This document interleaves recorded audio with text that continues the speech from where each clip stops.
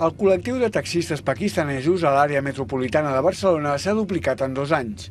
Segons l'Institut Metropolità del Taxi, són 650, gairebé el 30% dels taxistes estrangers i el 5% del total de 13.000. La crisi ha portat aquestes persones d'altres sectors al del taxi. La seva inexperiència ha provocat friccions entre taxistes i queixes dels usuaris. Es un sector que antes de entrar en ese trabajo no hay ninguna prácticas por la calle. Por eso cada persona que entra en ese sector hace errores, no solamente los pakistaníes, todo el mundo. Pel Sindicat de Taxistes de Catalunya, abans de la crisi es van rebaixar molt els nivells de formació. En épocas anteriores, pues casi nadie quería entrar a trabajar como asalariado.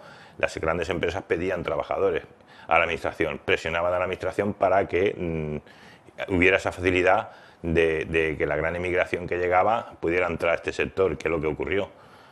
Per pal·liar les deficiències de formació d'aquest col·lectiu, diversos taxistes pakistanesos han creat l'associació PAC Taxi, que ja està preparant una guia de consells pràctics i paraules clau en català, castellà, anglès i urdú, i que a la tardor preveu començar classes de català i castellà. Són experiències ja provades en altres ciutats del món. Que muchos pakistaníes que vienen nuevos y no saben la profesional, entonces nosotros explicamos ellos y además nosotros explicando cómo tienen que aprender catalán, que trabajen en Cataluña.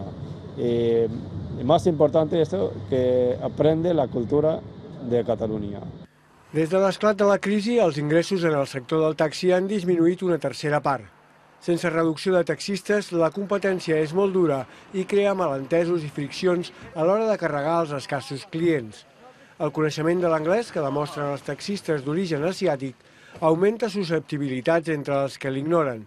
La xenofòbia aflora com se sent de fons en aquesta entrevista a l'aeroport. ¡Ey, los taxistas son de España! ¡Me falta el turbante! Como somos 1.200 y en este trabajo sí puede correr.